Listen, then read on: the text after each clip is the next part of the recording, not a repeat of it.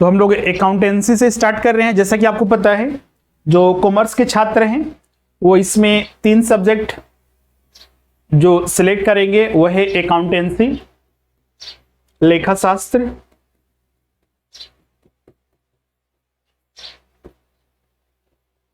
BST business studies व्यवसाय अध्ययन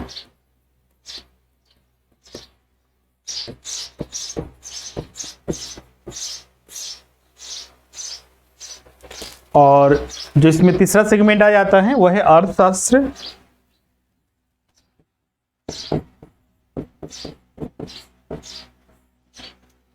और हर एक सेगमेंट से यहां पर 50-50 प्रश्न पूछे जाते हैं, कुल 150। आपको पता होगा कि इसमें 100 अंक अलग से भी पूछा जाता है। 100 अंक जो आते हैं जिसमें कि बाल विकास से 20 प्रश्न, भाषा 1 से 40 प्रश्न, हिंदी या अंग्रेजी या हिंदी और अंग्रेजी या उर्दू या अंग्रेजी, और 40 प्रश्न जो होता है वो जनजातीय क्षेत्रीय भाषा से पूछा जाता है। किसी का अगर नागपुरी है तो नागपुरी से 40, खोटा है तो खोटा से 40, और 100 प्रश्न इसी तरह से यहाँ पर आते हैं, और 150 प्रश्न 150 जो है वो अकाउंटेंसी, बीएसटी और अर्थशास्त्र इकोनॉमिक्स से पूछा जाता है।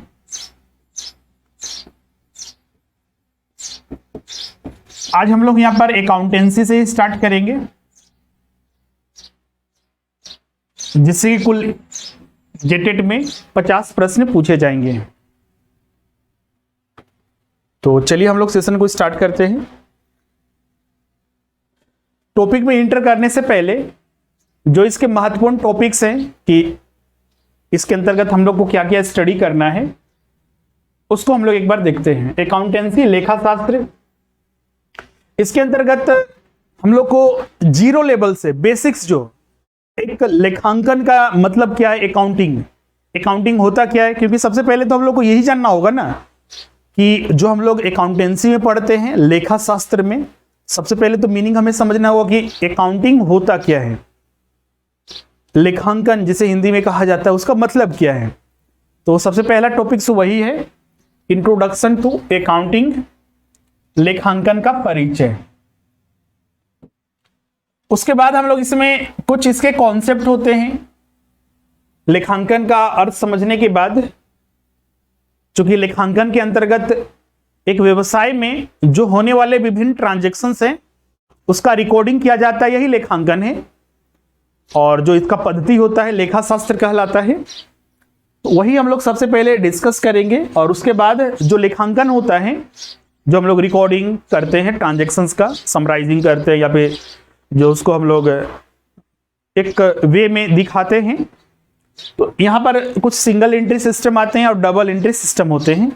तो इसका कोई कॉन्सेप्ट है, अकाउंटिंग प्रिंसिपल, अकाउंटिंग कॉन्सेप्ट है, उसी में एक डबल एंट्री सिस्टम है। इसके बाद फिर बहुत सारे डिफरेंट जो अकाउंटिंग, फंडामेंटल ऑफ अकाउंटिंग है, आधारभूत जो सिद्धांत है लेखांकन का, कन्वेंशंस है, या फिर जो कॉन्सेप्ट हैं, कॉन्सेप्ट, उनके बारे में हम लोग चर्चा करेंगे।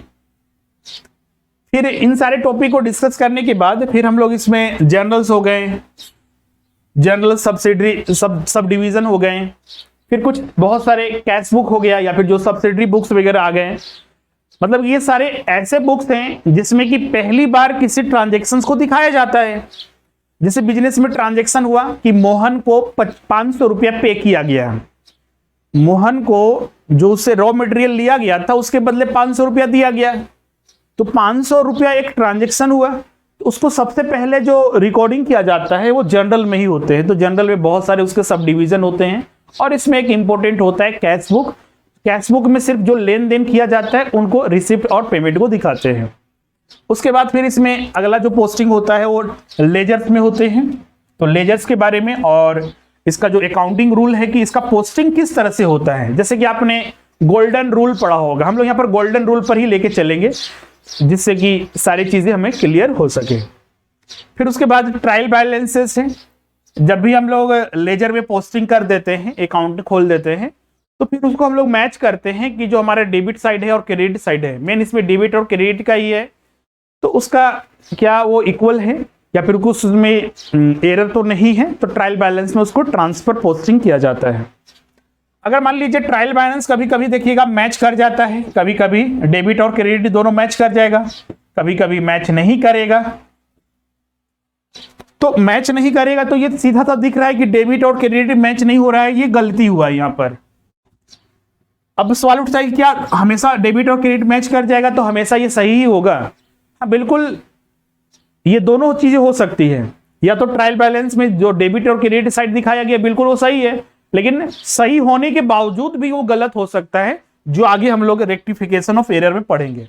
टाइप ऑफ एरर हो गया, या फिर हम बात करते हैं कि किसी भी तरह का अगर पोस्टिंग वगैरह होते हैं ट्रायल बैलेंस में, हमें पता चलता है कि डेबिट और क्रेडिट मैच नहीं कर रहा है या फिर मैच कर रहा है लेकिन फिर भी उसमें कुछ गलतियां होती है, उसको रेक्टिफाई करना होता है।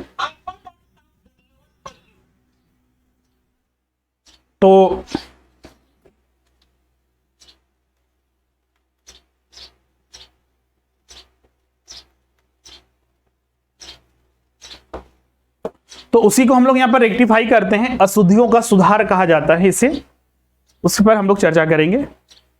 और फिर उसके बाद हम लोग कुछ अलग कॉन्सेप्ट पढ़ेंगे, जैसे कि कैपिटल क्या होता है, इनकम क्या होते हैं, पूंजीगत और आयगत, जैसे कि बहुत ज्यादा डिफरेंशिएट करना पड़ता है। बिजनेस में बहुत सारे ट्रांजेक्शन्स होते हैं, कुछ रेवेन्यू ट्रांजेक्शन्स होते हैं और कुछ कैपिटल।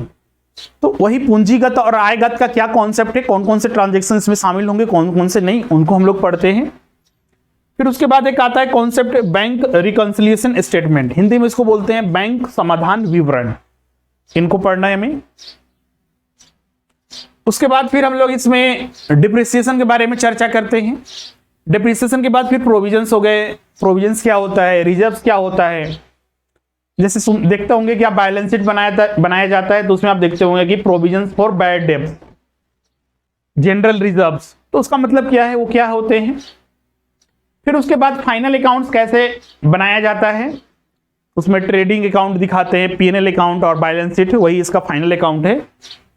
तो उसको कैसे प्रिपेयर किए जाते हैं, उसमें क्या क्या कंटेंट होते हैं। हम लोग यहाँ पर बैलेंस शीट बनाने के लिए नहीं सीखेंगे कि बैलेंस शीट कैसे बनाना है, वो बीकॉम और आईकॉम में आपने किया भी होगा, वो चीजें हम लोग यहाँ पर नहीं सीखना है। उसका कॉन्सेप्ट को समझना है कि किस वे से भी बनाया जाता है, उसमें कौन कौन से एसेट साइड में आता है, कौन कौन से लाइबिलिटी साइड में आता है। जिसे कभी दे दिया जी कि प्रीलिमिनरी एक्सपेंसेस बैलेंस शीट में किस साइड में दिखाया जाता है। प्रश्न यहां पर देखिए,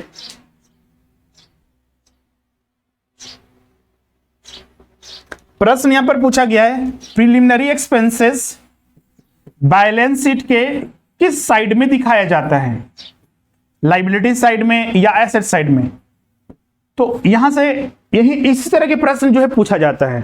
अच्छा, आप में से कोई बता सकता है जो प्रीलिमिनरी एक्सपेंसेस होते हैं, इस हिंदी में इसको प्रारंभिक खर्चे बोलते हैं, तो ये बैलेंस शीट के किस साइड में दिखाया जाता है, एसेट साइड में या फिर लाइबिलिटी साइड में? कमेंट करके बताइए।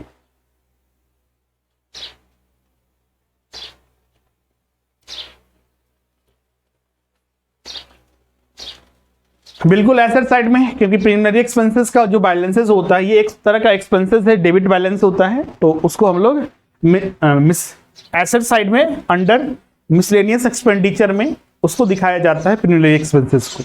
तो वही चीज इसमें हम लोग को समझना होता है, बैलेंस शीट कैसे बनाते हैं, कौन कौन से कंटेंट होते हैं, उसी तरह ट्रेडिंग अकाउंट में, उसी तरह प्रॉफिट एंड लॉस अकाउंट में, पीएनएल अकाउंट में। और फिर लास्ट में फिर हम लोग कुछ लेखा मानक के बारे में, अकाउंटिंग स्टैंडर्ड के बारे में, इसमें दो तरह के हम लोग डिस्कस करते हैं। एक इंडियन अकाउंटिंग स्टैंडर्ड जो है वो, जो कि आईसीआई के द्वारा, the institute of chartered accountant of India के द्वारा जारी किया जाता है, आईसीएआई के द्वारा, और आईएफआरएस जो कि अंतरराष्ट्रीय स्तर पर, मतलब इंटरनेशनल लेवल पर कुछ स्टैंडर्ड बनाए गए हैं, तो उनको भी हम लोग यहाँ पर कुछ कॉन्सेप्ट को यहाँ पर देखते हैं। इसमें देखिएगा बहुत सारे स्टैंडर्ड मिलते हैं, तो क्या सवाल उठता है क्या सभी के बारे में पढ़ना है? तो नहीं, बिल्कुल नहीं। जेटेट के लिए बिल्कुल सारे नहीं पढ़ने। हाँ, टीजीटी के लिए आप पढ़ रहे होंगे, मतलब टीजीटी अगर एग्जाम दे रहे होंगे, पीजीटी दे रहे होंगे, तो वहां पर पूरा डिटेल में पढ़ना होता है। इसमें बस ये जान लेना है कि जैसे कि अभी इंडियन अकाउंटिंग स्टैंडर्ड कितना है, कौन कौन से हैं और किसके द्वारा जारी किया जाता है, तो उतना सफिशिएंट है आपके एग्जाम के लिए। वो इसी तरह आईएफआरएस कितने हैं, और मतलब सीधा सा कौन जारी करता है ये, बस उतना हम लोग को ध्यान में रखना है। हाँ, कुछ स्टैंडर्ड इसमें होते हैं जिसका भारत में उपयोग होता है, जैसे डिप्रिसिएशन वगैरह भी आईसीआई ने जो बनाया है, तो उनके बारे में भी हम लोग यहाँ पर देखिए चर्चा करेंगे जो जो इंपॉर्टेंट है। तो ये अकाउंटेंसी में जो बेसिक टॉपिक्स हैं, बेसिक कॉन्सेप्ट वाले टॉपिक्स हैं, वो ये हम लोग यहाँ पर आज चर्चा किए हैं। अब इसमें स्पेशलाइज्ड अकाउंटिंग में चलेंगे तो बहुत सारे टॉपिक्स आ जाते हैं। स्पेशलाइज्ड अकाउंटिंग मतलब सीधा सा उसमें कुछ विशेष टाइप के अकाउंटिंग, जैसे कि अगर पार्टनरशिप बिजनेस चल रहा है, सबसे पहले तो सोल ट्रेडर के बारे में हम लोग पढ़ेंगे। इसमें देखिएगा सोल ट्रेडर के बारे में अभी तक हम यहाँ पर नहीं पढ़े हैं। हाँ, ये जो यहाँ पर बताएंगे नहीं, ये सोल ट्रेडर क्या ही होता है, लेकिन वो स्पेसिफिक होता है। बहुत सारे स्टूडेंट इसमें कंफ्यूज करने लगते हैं, इसलिए मतलब कि आगे जो हम लोग यहाँ पर पढ़ेंगे तो कुछ specific types of accounting,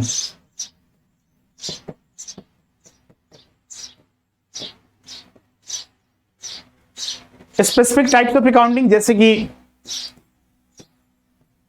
soul traders के लिए जो अकाउंटिंग जो किया जाता है, पार्टनरशिप फर्म के लिए,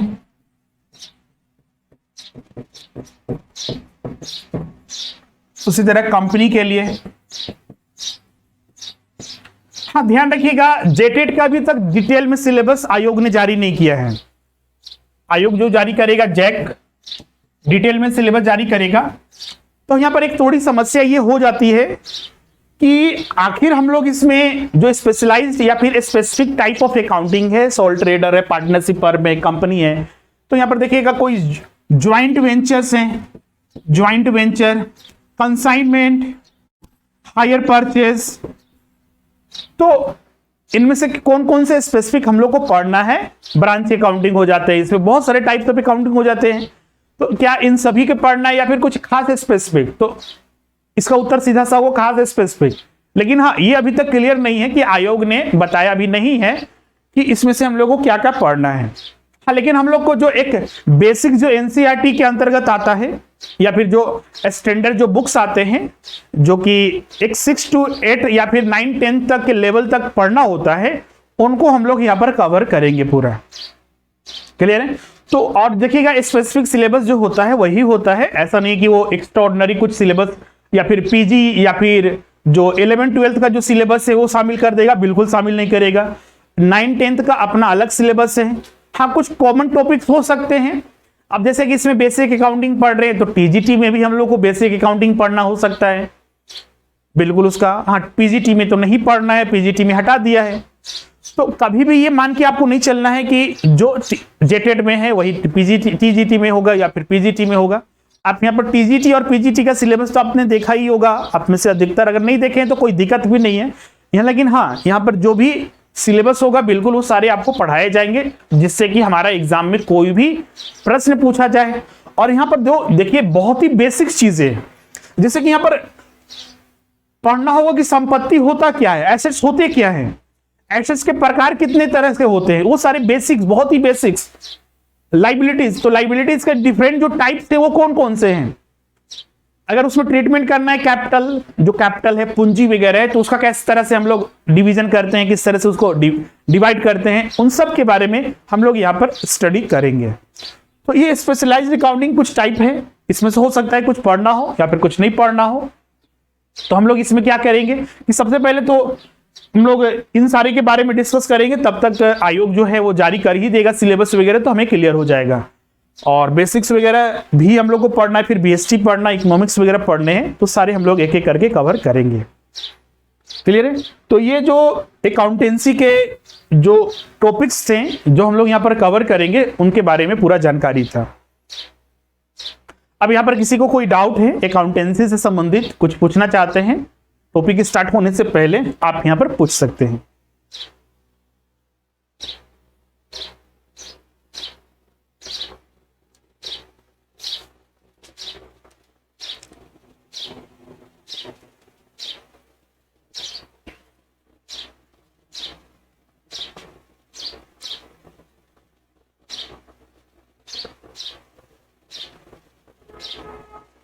कोई डाउट नहीं है?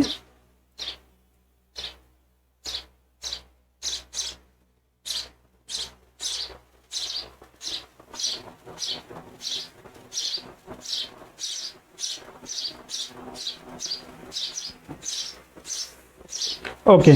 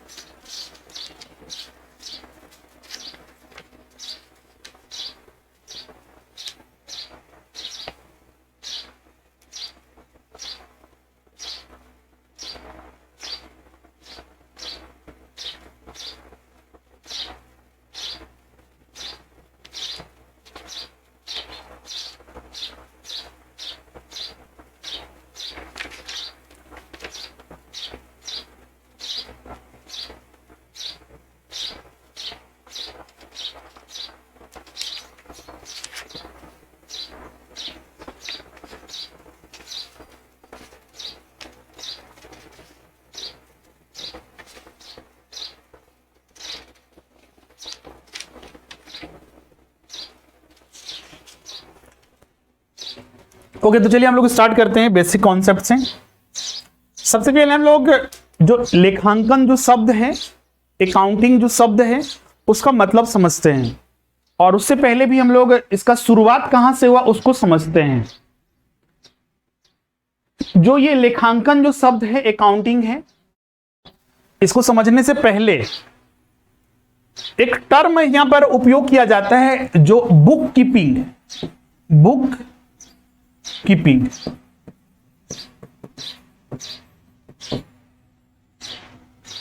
इसका सबसे पहले अर्थ समझते हैं। बुक कीपिंग का क्या मतलब है? बुक मतलब वही खाता बही हो गया, किताब हो गया, और कीपिंग का मतलब क्या हो गया? रखना। मतलब कि खाता बही में जिन ट्रांजैक्शंस या फिर जो बिजनेस में होने वाले जो ट्रांजैक्शंस है, उनका जो रिकॉर्ड रखा जाता है, उसी को बुक कीपिंग कहते हैं। हिंदी में इसको पुस्त पालन कहा जाता है, बुक कीपिंग को। ऐसे अगर हम बात करें अकाउंटिंग की जो शुरुआत है, लेखांकन, ऐसा नहीं था कि पहले प्राचीन मतलब एंशिएंट टाइम में रिकॉर्डिंग नहीं किया जाता था। सारे बिजनेस होते तो उसमें भी उसका भी रिकॉर्डिंग होता था। हमारे एंशिएंट टाइम में अगर हम बात करें तो हमारे यहाँ जो लेखांकन जो प्रचलन है वो 2300 शताब्दी पूर्व कौटिल्य के अर्थशास्त्र में इसकी जानकारी मिलती है। कौटिल्य एक बहुत महान विद्वान थे, उन्हीं के एक लिखी गई पुस्तक अर्थशास्त्र, जो कि कौटिल्य जो थे वो चंद्रगुप्त मौर्य जो थे एक राजा थे, उसी के समकालीन थे, उन्हीं के राज दरबार में थे, महामंत्री थे। तो उन्हीं के द्वारा एक पुस्तक लिखी गई थी अर्थशास्त्र। तो अर्थशास्त्र में भी वहां पर लेखांकन जैसी चीजों को देखने को मिलता है। आधुनिक जो हम लोग यहाँ पर अकाउंटिंग देखते हैं, जैसे कि डेबिट हो गया, क्रेडिट हो गया, लेजर्स जनरल बनाए जाते हैं, बुक कीपिंग हम लोग देखते हैं, इसके जन्मदाता कौन माने जाते हैं? तो आधुनिक जो लेखांकन अकाउंटिंग है या बुक कीपिंग है, उसके जन्मदाता माना जाता है लुकास पेसियोली को। लुकास पेसियोली को इसके जन्मदाता माना जाता है। ये पुस्त पालन बुक कीपिंग के जन्मदाता इन्हें माना जाता है, क्योंकि इन्होंने ही पहली बार बुक कीपिंग जैसे चीजों का इन्होंने खोज किया था। 1949 में इटली के वेनिस शहर में, वेनिस नगर में लुकास पेसियोली की पुस्तक, इनकी जो पुस्तक थी सुमा डे अरिथमेट्रिका, जियोमेट्रिका और प्रोपोर्शनलिटी प्रपोर्शन प्रकाशित हुई, और इस पुस्तक को द्विअंकन पुस्तक पुस्त पालन की प्रथम पुस्तक माना जाता है।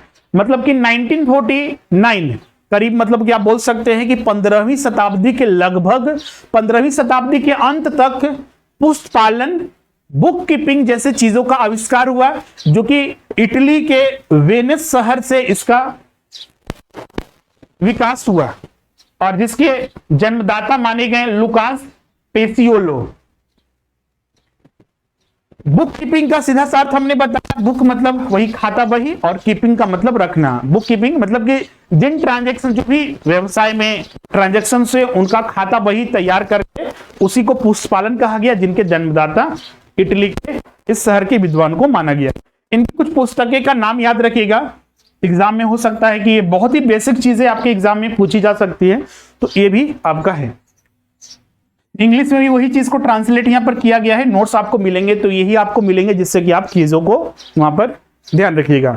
बहुत सारी चीजें बीच बीच में लिखाई भी जाएगी, तो आपको क्या करना है, हम पहले भी बोल चुके हैं कि जेट, अगर आप में से बहुत सारे छात्र जेटेट के लिए भी हैं, टीजीटी के लिए और पीजीटी के लिए भी है, तीनों का अलग अलग नोट्स रखिएगा, कंबाइन कभी मत कीजिएगा। जैसे कि आज यहाँ पर हमने अकाउंटेंसी स्टार्ट किया है, तो उसको एक जगह आप, जो भी नोट्स में तो रहेगा ही आपका, और उसको एक जगह आप लिखिएगा, जैसे जो पॉइंट वगैरह, जो नई चीजें आपको वहां पर मिल रही है।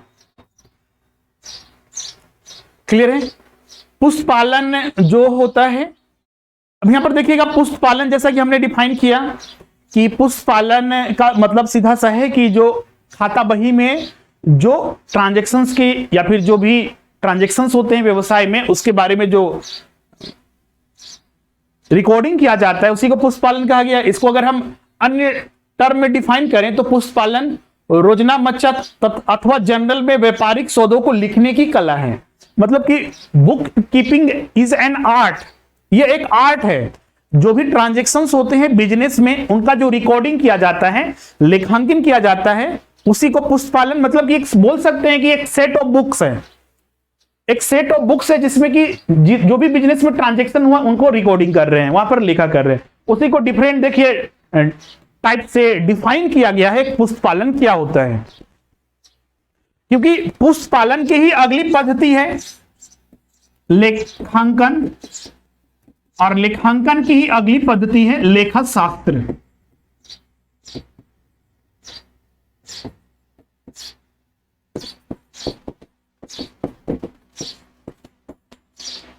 क्लियर है?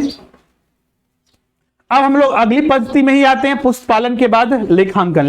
क्या पुष्पालन में किसी को दिक्कत है पूछ लीजिएगा, क्योंकि एग्जाम में यहां से क्या पूछा जा सकता है, तो स्पेसिफिक डिफाइन वगैरह, जैसे पुष्पालन के जन्मदाता कौन थे, कब इसका माना जाता है कि कब इसका आविष्कार हुआ, मतलब इस शब्द का आविष्कार हुआ, कहां से हुआ, किस शहर से हुआ, उन सब के बारे में पूछा जाता है, तो इसको ध्यान में रखिएगा।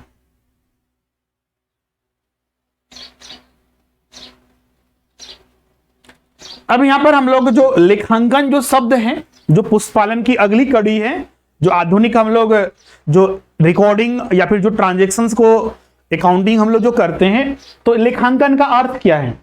तो लेखांकन का सीधा सा मतलब है कि जो बिजनेस में होने वाले ट्रांजैक्शंस है, उसी को क्रमबद्ध तरीके से उसका रिकॉर्डिंग करना, समराइजिंग करना ही लेखांकन कहलाता है। Meaning of accounting, accounting means to record of transaction और transactions of financial nature in a systematic manner, मतलब कि क्रमबद्ध तरीके से उसको, जो फाइनेंशियल नेचर के, ध्यान रखिएगा आगे हम लोग पढ़ाएंगे जो अकाउंटिंग कॉन्सेप्ट, तो वहां पर एक मनी मेजरमेंट कॉन्सेप्ट बताया जाता है। मनी मेजरमेंट कॉन्सेप्ट मतलब कि हम लोग जो लेखांकन करते हैं, हम उन्हीं का लेखांकन करते हैं जिसका एक मनी वैल्यू होता है, जिसका एक मनी वैल्यू होता है, सिर्फ उसी का लेखांकन हम करते हैं, बाकी किसी अन्य का नहीं करते हैं। जो क्वांटिटी में होता है या फिर बोल सकते हैं कि जो एक मनी वैल्यू होता है, उसी को ट्रांजैक्शन में हम लोग दिखाते हैं। तो इसलिए फाइनेंशियल नेचर को यहां पर ध्यान रखिएगा, दिखाया गया है।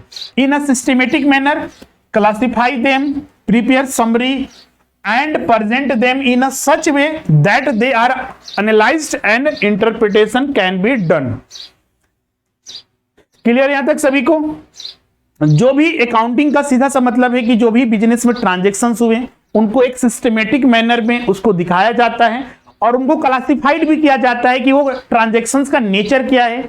फिर हमको बाद में, जैसे कि मान लीजिए कोई कैश बुक है, सेल्स बुक है, परचेज बुक्स है, उनको अलग अलग क्लासिफाई भी किया जाता है, जिससे कि उसका नेचर हमें पता चल सके, उनके हम इंटरप्रेट कर सके, उनके बीच में तुलनात्मक अध्ययन किया जा सके। ये हम लोग लेखांकन के अंतर्गत हम लोग देखते हैं। क्लियर है? वेलकम है आपका।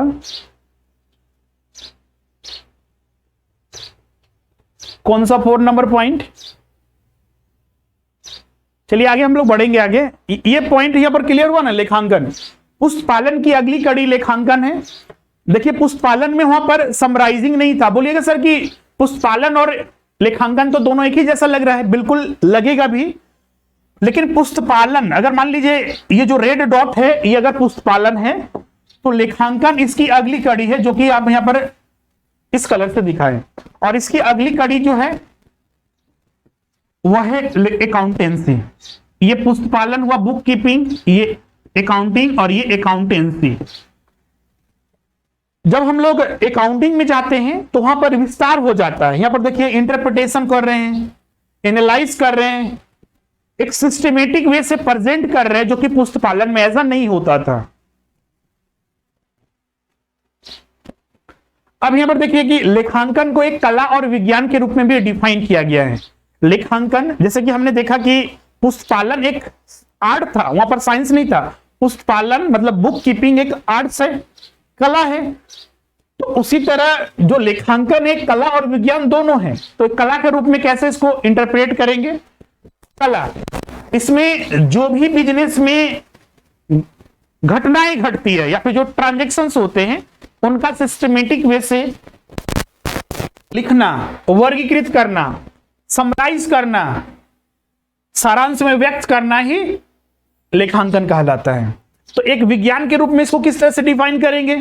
तो विज्ञान के रूप में इस तरह से कि यह जो व्यवसायिक जितने भी व्यवहार होते हैं, मतलब कि व्यवसायिक जो ट्रांजैक्शंस होते हैं तो उसको या फिर जो भी घटनाएं होते हैं उनको लिखा जाता है, उनका वर्गीकरण करना ही विज्ञान कहलाता है, मतलब विज्ञान के रूप में जाना जाता है। इनका सारांश बनाने, विश्लेषण करने, उनकी व्याख्या और परिणामों को उन व्यक्तियों तक संप्रेषित मतलब भेजा जाता है। जैसे कि एक बिजनेस होता है तो बिजनेस में सिर्फ वह व्यक्ति ही नहीं है जो बिजनेस चला रहा है, बिजनेस में हर वह व्यक्ति इस बिजनेस के लिए इंपॉर्टेंट है जो इस बिजनेस से जुड़ा हुआ है। एक स्टेक होल्डर भी, एक क्रेडिटर, मतलब एवरी स्टेक होल्डर एक बिजनेस से जुड़ा हुआ है, वो इसके लिए रिस्पॉन्सिबल है, मतलब कि उससे जुड़ा हुआ है। तो मान लीजिए बिजनेस में अगर बैलेंस शीट बनता है या फिर जो भी फाइनेंशियल स्टेटमेंट बनते हैं, जो अकाउंटिंग किया जाता है, तो वो हर व्यक्ति तक जो इस बिजनेस से जुड़ा हुआ है उनको पहुंचाने का काम करता है अकाउंटिंग। लेखांकन ही वो काम करता है जिससे कि वो भी एनालिसिस कर सके, उनको भी समझ में आ सके, विश्लेषण कर सके कि ये बिजनेस की क्या स्थिति है। क्लियर है? यही एक आर्ट के रूप में और एक साइंस के रूप में लेखांकन को डिफाइन किया गया है। वही चीज यहां पर भी देखिए इंग्लिश में भी है।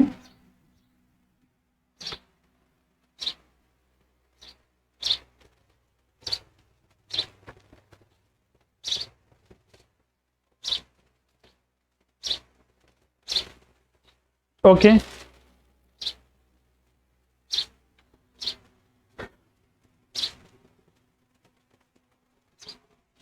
कौन सा 4 नंबर पॉइंट बोल रहे थे?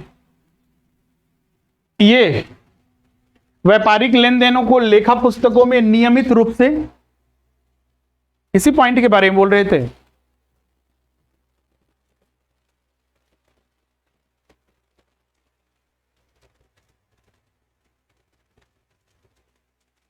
सबसे नीचे वाला पॉइंट जो 5th पॉइंट है,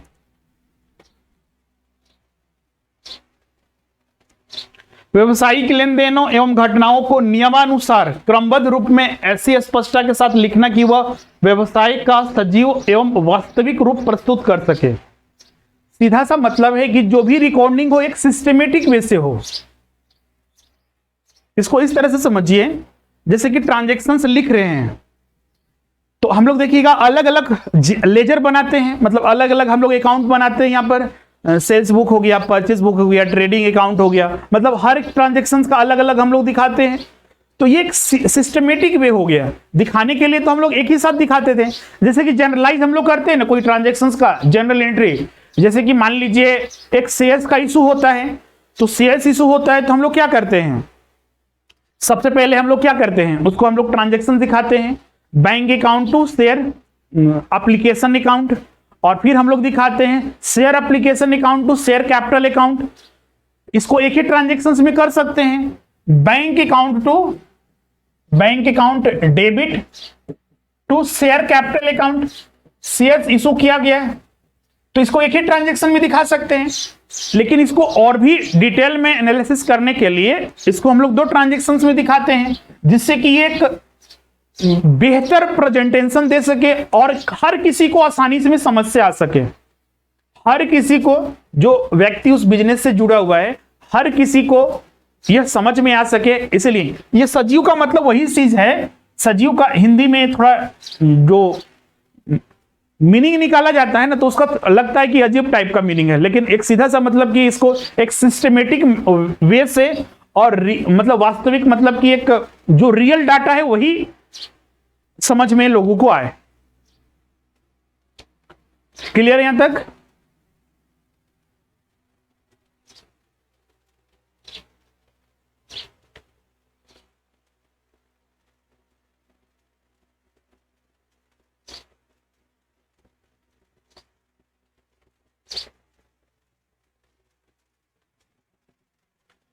अब अगले हम लोग बढ़ते हैं। जब हम लेखांकन में, तो हमने बात कर दिया कि जो भी ट्रांजैक्शंस होते हैं उनको रिकॉर्डिंग करना, समराइज करना, विश्लेषण करना, तो वो सारे आते हैं। हाँ, लेखांकन में अब पूछा जाए कि इसमें फंक्शंस कितने होते हैं, जो अकाउंटिंग में जो फंक्शंस होते हैं वो कौन कौन होते हैं। तो सबसे पहले तो लेखात्मक कार्य होता है, मतलब कि इसमें जो रिकॉर्डिंग किया जाता है उसके बारे में। उसके बाद इसमें दूसरा जो कार्य होता है व्याख्यात्मक, उसके बाद व्याख्यात्मक को इंग्लिश में इसके लिए टर्म हमको बोल सकते हैं उसको, एक मिनट,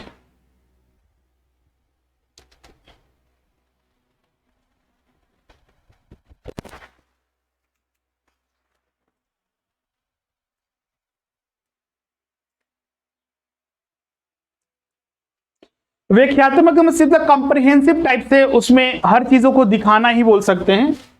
संप्रेषणात्मक मतलब कम्युनिकेट करता है, लेखांकन का कार्य होता है कम्युनिकेट करने का काम करता है। साथ ही जो वैधानिक जो लीगल रिक्वायरमेंट है, जैसे कि हम पढ़ेंगे कंपनीज एक्ट, तो कंपनीज एक्ट में होता है कि आप बैलेंस शीट बनाइए तो इस वे में बनाइए, उन सारे चीजों को दिखाइए, हर चीज को P&L अकाउंट बनाइए, जो ट्रांजेक्शन्स हैं तो उन सब का पालन करना पड़ता है कंपनीज अकाउंट के अकॉर्डिंग।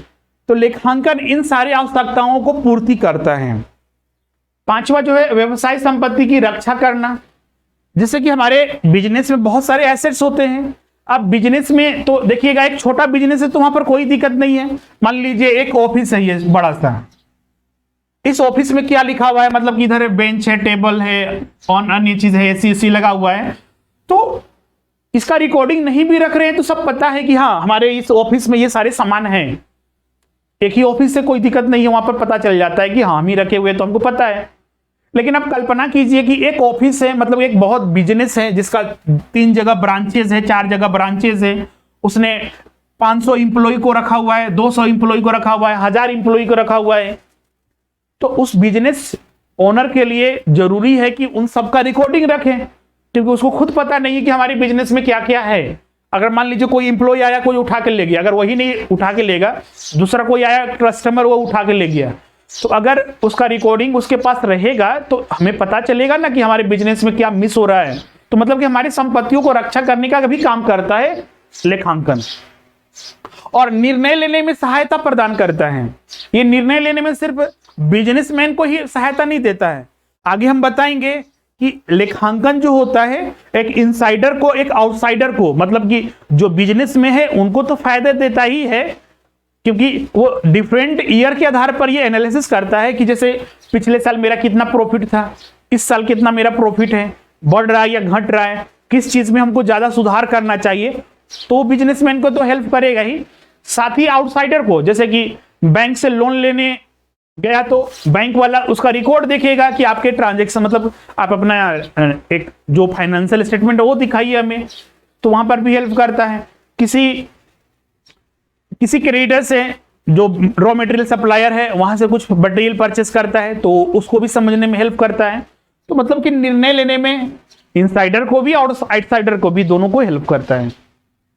अब यहां पर देखिएगा लेखांकन की अगली जो है मुख्य शाखाएं, जो लेखांकन में लेखांकन का अलग अलग ब्रांचेज, क्योंकि अब इसका विस्तार हो चुका है, इसका स्कोप बहुत ज्यादा बढ़ चुका है, तो इसलिए देखिएगा अकाउंटिंग के बहुत सारे डिफरेंट जो है ब्रांचेज यहां पर देखने को मिलते हैं।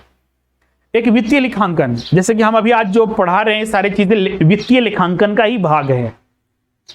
आगे जितने भी हम लोग, जैसे कि एक सोल ट्रेडर का हम लोग अकाउंट बनाएंगे, फाइनेंशियल स्टेटमेंट, एक पार्टनरशिप फर्म का, एक कंपनी का, तो ये सारे जितने भी है फाइनेंशियल अकाउंटिंग के अंतर्गत ही आता है। उसके बाद कॉस्ट अकाउंटिंग। कॉस्ट अकाउंटिंग का सीधा सा मतलब हुआ कि जो भी बिजनेस में मान लीजिए कोई वस्तुओं का निर्माण होता है, तो फैक्ट्री में उस वस्तु का निर्माण होता है तो उसी से संबंधित है उसकी लागत। जैसे मान लीजिए एक घर बनाना है, तो घर बनाने है तो उसमें सीमेंट चाहिए, ब्रिक्स चाहिए और भी बहुत सारे अन्य रॉ मटेरियल वगैरह चाहिए। फिर उसका मतलब कि हर एक पॉइंट पर उसका हम लोग को मूल्यांकन करना पड़ता है, मजदूरी देना है, वर्कर्स को पेमेंट करना है, सुपरविजन करना है, तो वो सारी चीजें ये कॉस्ट अकाउंटिंग में मतलब इसका स्कोप बढ़ चुका है। उसके बाद मैनेजमेंट अकाउंटिंग आता है, प्रबंधन लेखांकन। तो ये बिजनेस में आज के डेट में इसका और भी एक्सपेंड हो चुका है, जैसे कि जो बिजनेस चल रहा है उसमें हर एक क्लास का वर्ग में काम करने वाले अलग अलग लोग हैं, तो बिजनेस को किस तरह से उसका मैनेजमेंट किया जाए, तो हम लोग ये मैनेजमेंट अकाउंटिंग के अंतर्गत उन चीजों को डिस्कस करते हैं। हाँ, इसके अलावा भी ये तो तीन तरह के हम लोग तो देखते ही ब्रांचेस। आज के डेट में इसका और भी एक्सपेंशन हो चुका है। आज की डेट में हम लोग, जैसे कि आपने सुना होगा recent trend in accounting, recent trading accounting,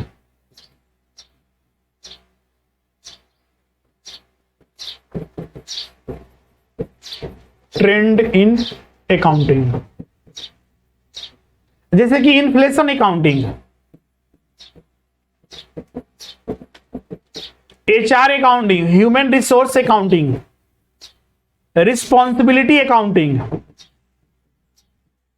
तो ये सारे रिसेंट ट्रेंड इन अकाउंटिंग है। जैसे कि इन्फ्लेशन अकाउंटिंग में हमारे इंडियन करेंसी का जो वैल्यू है वो दिनों दिन डिक्रीज कर रहा है, हमारे जो गुड्स एंड सर्विसेज है उसका प्राइस बढ़ रहा है, इसी को तो इन्फ्लेशन कहते हैं। मतलब कि रुपीस का वैल्यू घटना और गुड्स एंड सर्विसेज का प्राइस बढ़ना इन्फ्लेशन है। अब एक बुक्स ऑफ अकाउंट में मान लीजिए एक फर्नीचर दिख रहा है, एक कार दिख रहा है, तो उसको हमने 2020 में रिकॉर्डिंग किए थे, सॉरी 2015 में मान लीजिए हमने रिकॉर्डिंग किया था, 1 लाख दिखाए थे। अब मान लीजिए 5 साल बाद क्या उसका वैल्यू वही रहेगा?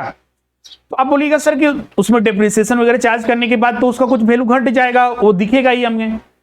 हाँ बिल्कुल वो होगा, लेकिन एक कारण और होता है इसमें जिसकी वजह से उसका वैल्यू घट जाता है, वह है रुपीस का वैल्यू डिक्रीज करना। रुपीस के वैल्यू से भी फ्लक्चुएशन से उस एसेट्स का वैल्यू डिक्रीज कर जाता है। उस एसेट्स का वैल्यू जो होता है हमें रियल पता नहीं चल पाता है। वही हम लोग इन्फ्लेशन अकाउंटिंग में जो मनी का वैल्यू डिक्रीज करने से जो उस एसेट्स पर जो प्रभाव पड़ा, इफेक्ट हुआ, उसको हम लोग इन्फ्लेशन अकाउंटिंग में स्टडी करते हैं। फिर उसके बाद एक एचआर अकाउंटिंग हो जाता है। HR accounting human resource accounting, मानव जो ह्यूमन है खुद एक ऑर्गेनाइजेशन के लिए एक संपत्ति है, तो ह्यूमन रिसोर्स और उस बिजनेस को चलाने के लिए जो ह्यूमन रिसोर्सेज होते हैं सबसे इंपॉर्टेंट फैक्टर होते हैं, तो उसका प्रबंधन करना, उसका एक मैनेजमेंट करना बहुत ज्यादा नेसेसरी हो जाता है। उसका भी आज के डेट में स्कोप बढ़ चुका है और उसका विस्तार हो चुका है, तो उसके लिए यहाँ पर अकाउंटिंग वगैरह देखते हैं। रिस्पॉन्सिबिलिटी अकाउंटिंग जो एक सामान्य रूप से बिजनेस वगैरह में देखा जाता है, जो आज के डेट में ये रिसेंट ट्रेंडिंग में है। क्लियर है? तो ये लेखांकन के कार्य, लेखांकन की जो शाखाएं हैं, इसके 3 प्रमुख शाखा, फाइनेंशियल अकाउंटिंग, कॉस्ट अकाउंटिंग और मैनेजमेंट अकाउंटिंग। वित्तीय लेखांकन, लागत लेखांकन और प्रबंधन लेखांकन। इसके अलावा कुछ और व्यापक क्षेत्र, मानव संसाधन लेखांकन, एचआर अकाउंटिंग, सामाजिक लेखांकन, सोशल अकाउंटिंग, उत्तरदायी लेखांकन, इन्फ्लेशन अकाउंटिंग, ये सारे इसमें शामिल किए जाते हैं।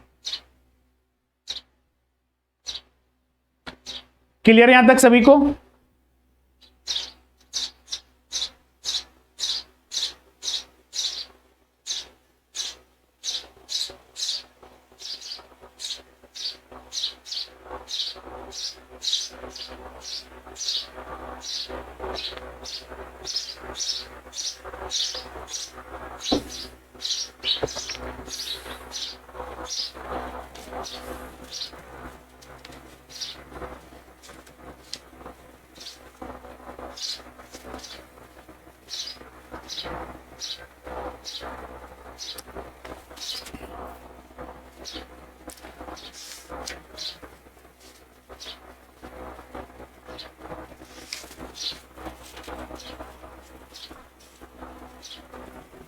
ओके, तो चलिए आगे बढ़ते हैं।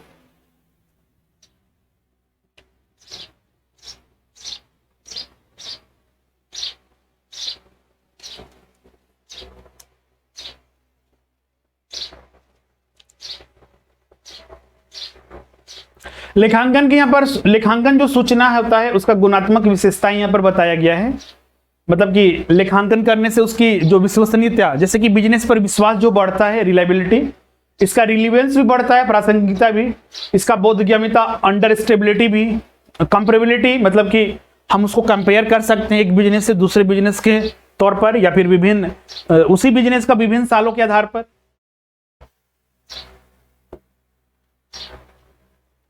अब इसमें अगला जो कॉन्सेप्ट है वो है डबल एंट्री सिस्टम। इसको हम लोग समझते हैं।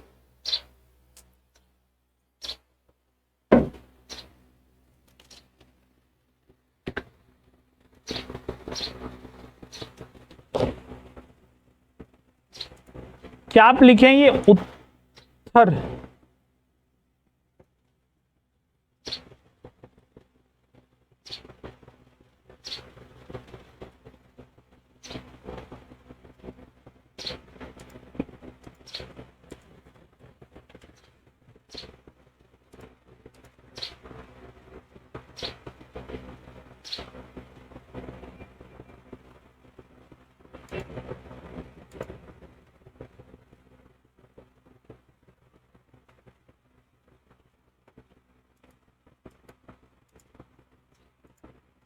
आप ये उत्तरदायित्व अकाउंटिंग पूछ रहे हैं, उत्तरदायित्व रिस्पॉन्सिबिलिटी अकाउंटिंग।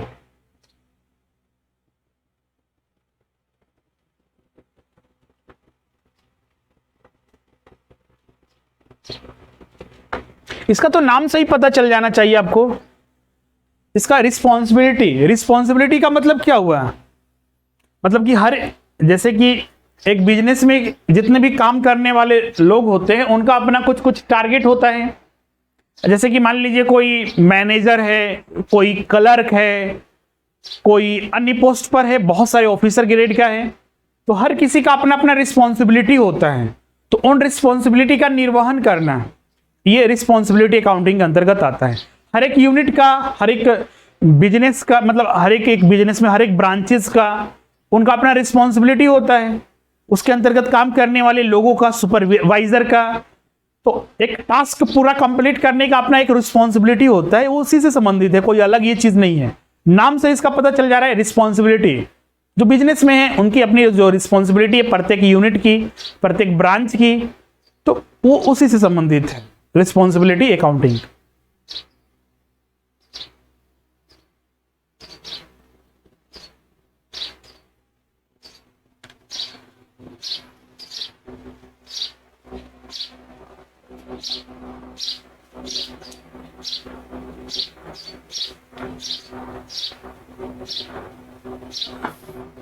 एक यहाँ पर डबल एंट्री सिस्टम तो हम लोग बाद में देखेंगे ही, पहले बस इसका एक समझ लीजिए। आज की डेट में चूंकि आधुनिक जो लेखांकन होना है इसमें डबल एंट्री होता है, मतलब डबल एंट्री सिस्टम का कॉन्सेप्ट है। डबल एंट्री सिस्टम कॉन्सेप्ट क्या है? तो इसमें सीधा सा कि हर एक ट्रांजेक्शन्स का डुअल इफेक्ट होगा, मतलब कि अगर एक डेबिट होगा तो एक पक्का है कि क्रेडिट होगा ही।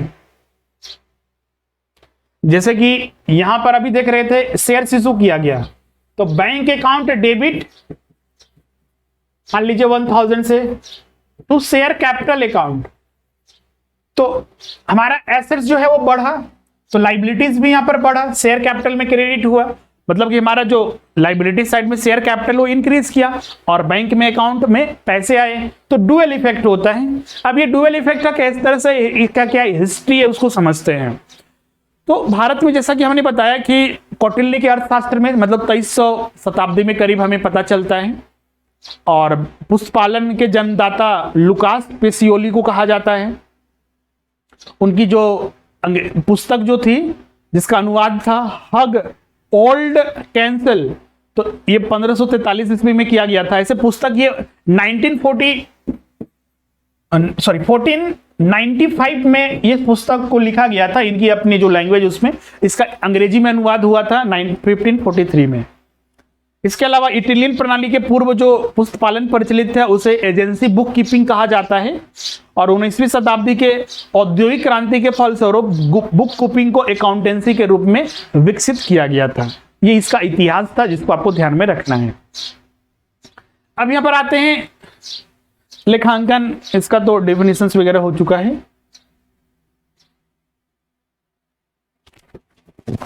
अब जो यहाँ पर लेखांकन को जो विभिन्न हम डिफाइन किए, तो लेखांकन के जो विभिन्न चरण होते हैं उसको हम लोग यहाँ पर एक एक करके देखते हैं।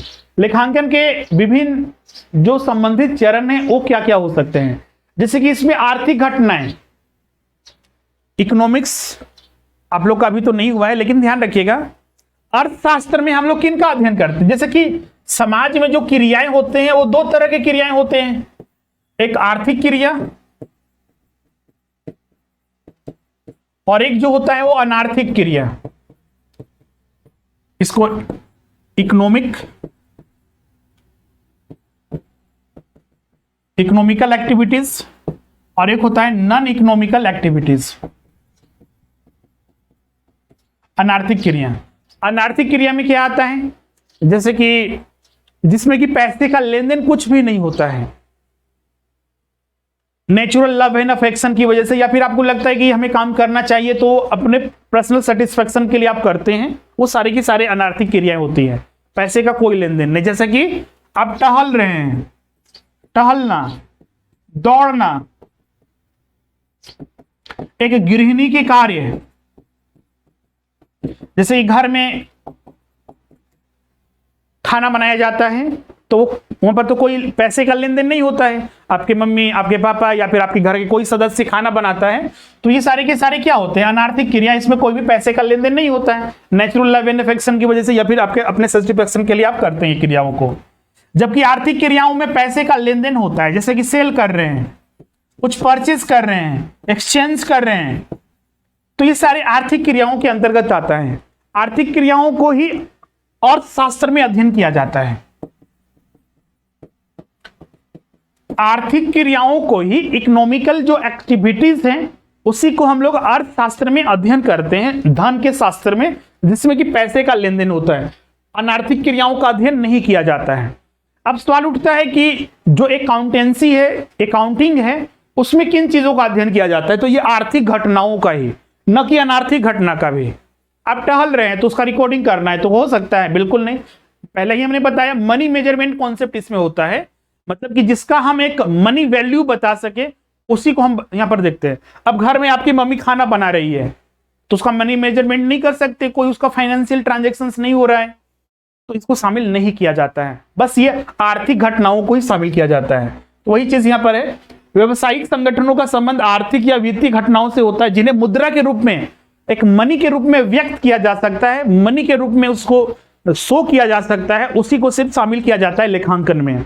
दूसरा इसका प्रमुख चरण है व्यवसायिक लेन देन की पहचान करना, आइडेंटिफिकेशन ऑफ बिजनेस ट्रांजैक्शंस।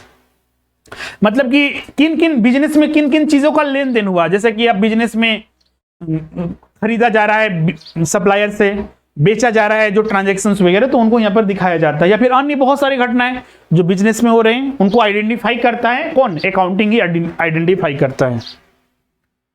तीसरा जो होता है लेन देनों का मापन करना, मेजरमेंट करना, मेजरमेंट ऑफ ट्रांजैक्शंस, जिसका मूल्यांकन मुद्रा में किया जाता है। जैसे कि ट्रांजैक्शंस हुआ है तो मान लीजिए आपने सप्लायर से 50,000 का सामान मंगाया है, तो मनी मेजरमेंट के आधार पर इसको 50,000 रुपया में हम रिकॉर्ड करेंगे। आपने कर्मचारियों की नियुक्ति किया तो वहां पर उनको सैलरी दे रहे होंगे, तो सैलरी को यहां पर दिखाया जाता है।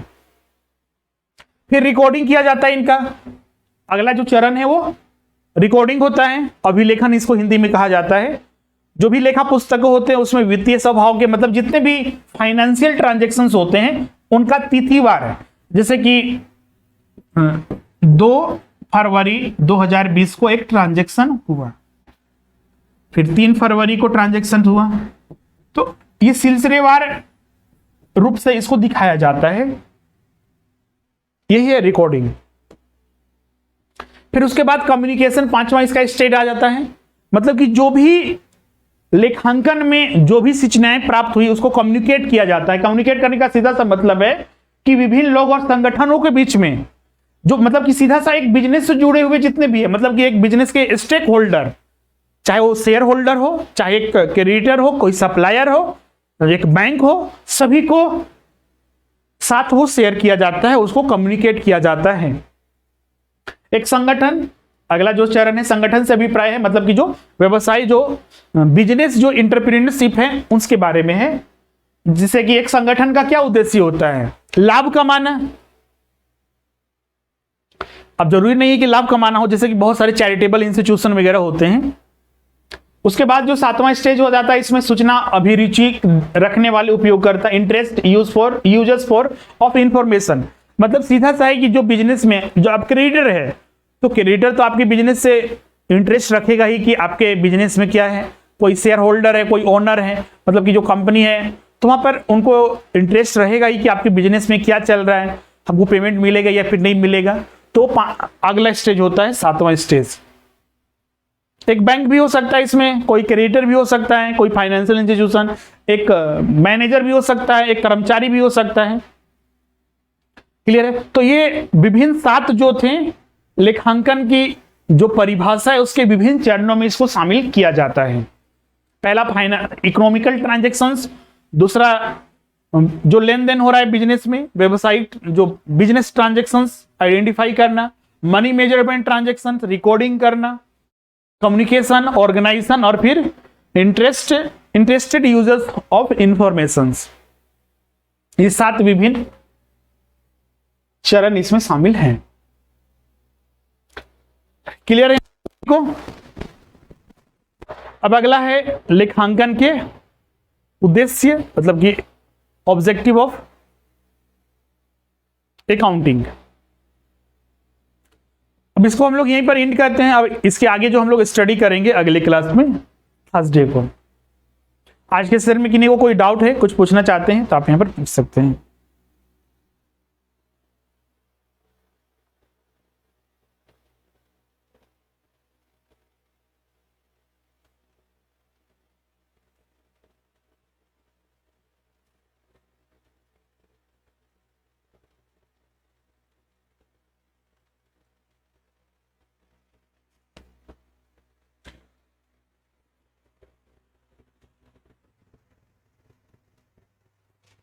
बिल्कुल, पीडीएफ मिल जाएगा। Okay, thank you everyone.